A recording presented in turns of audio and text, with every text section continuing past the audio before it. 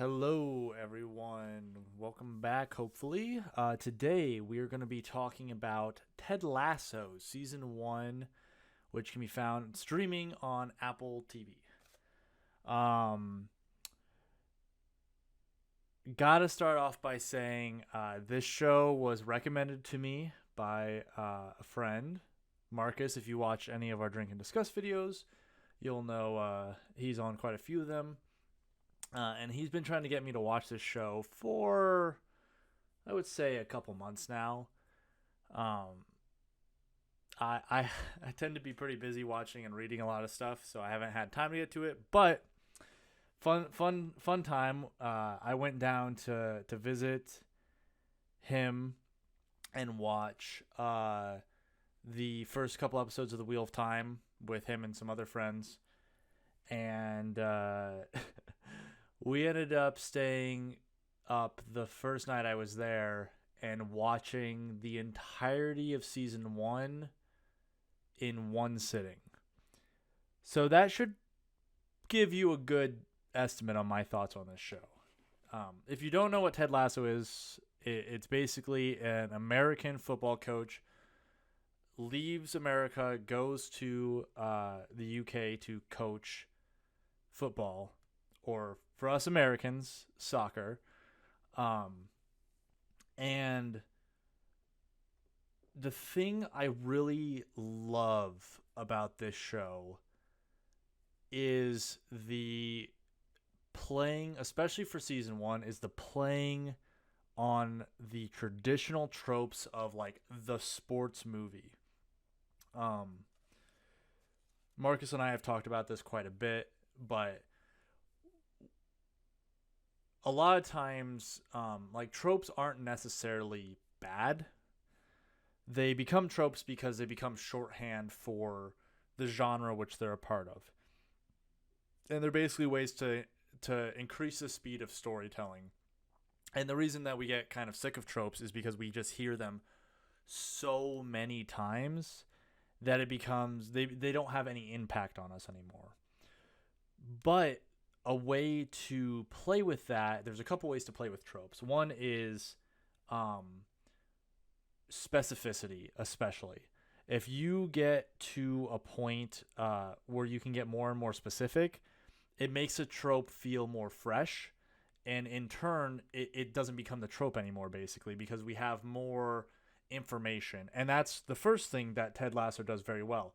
You know, these a lot of these characters, I would say, are traditional sports movie, sports, film type characters. I would say, and I want to get to Ted's character specifically, but a lot of the actual football players are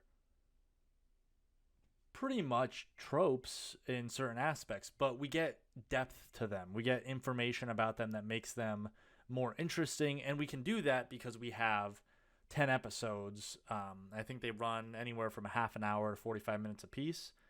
So we have time to spend with each of these characters.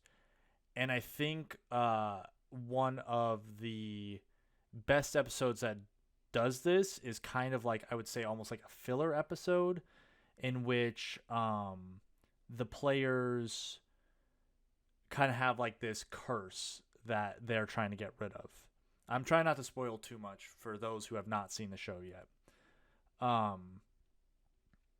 So that episode specifically gives us a lot of like very quick glimpses into almost all the players, which is great because then we get to know them a little bit deeper. Now with Ted's character specifically, it does the secondary thing, which is when you go into a genre, and this doesn't have to just be sports, this can be like, for me specifically, I think fantasy, because that's mostly what I talk about here and mostly what I personally read and consume in the world of film and books and TV and manga and whatever. I mostly focus on fantasy-esque stories, but you can use the context of these tropes, especially if you've read a lot or seen a lot of the genre, and you can kind of flip them on their head. So when I think of a sports coach who's coming into a new team, I often would think of a character more like Beard, who's a bit more like, I don't want to say Beard's kind of like a jerk, but because he's not, but he's a bit more hard, a bit more quiet, um, a bit more like reserved. And I feel like a lot of sports movies, it's tends to be about the coach also having this redeeming, moment where like he becomes part of this team, right? But with Ted, it's almost flipped on its head a little bit. Ted's almost the opposite of what I expect for a football coach. He does the thing that I would expect from a traditional sports film, which is basically bringing the team together. But he does it by being like super positive and really bubbly and stuff like that. And it works. It's interesting. It's something I haven't really seen. I like it. And on top of that, for those who have not seen the show, there's this, these consequences and these reasons, which we don't really get to in the first season, but there's definitely like this problem with the way he's always so optimistic. Like he is insanely optimistic to a fault. And it's interesting because his character doesn't change, but it leads to conflict and problems that, we can like, empathize with him. And, this show is a comedy drama, and there are so many like funny moments throughout the entirety of this. But then just out of nowhere, because they have this depth of these characters, and like they are dealing with some elements of mental health and different things, especially like anxiety, and they can just right turn and just smack you across the face with these really deep emotional moments that are kind of crazy to think about in a comedy. It's got this really great element of storytelling that's not just about, like, the comedy comes out because of the interactions of the characters together, but that interaction also leads to good drama, also leads to good storytelling, and it makes the show just set a bar higher than I would say like the average TV show. I For critiques, I honestly don't really have a whole lot. I mean, I think that the first season is and this often happens with a lot of first season shows, is there are a lot of elements that are very like, the time is taken to really develop these, and then often as we go further, they don't have as much time to develop and storyboard the entire thing and go back and revise and change things. And so oftentimes I feel like the first season of a lot of shows are just like really, really, really, really, really good, and then it sometimes falls off. I think shows have been getting a little better about knowing when to like tell the end of their story and cut it, instead of what I feel like old TV was back before streaming was really popular, which was just keep going until you have no one left watching, really, until it's not making any more money. And that's a huge problem that, I'm hoping this show doesn't go into, because I think they've said like it might only be like 3 seasons long. But like the first season, my point is basically that the first season is just really like a really well written story that there are not a whole lot of elements that I can pull apart, because it really depends. Like some of the stuff is set up for the future seasons moving forward, next season, and what's going on, which I will review. But those contexts can potentially lead to problems down the line, which I'm interested in talking about. But in the first season, I really don't have a whole lot of critiques. I do have one thing that I want to talk about as spoiler, but I'll wait till after I say this, which is If you have not watched this show, I really do recommend you watch this show.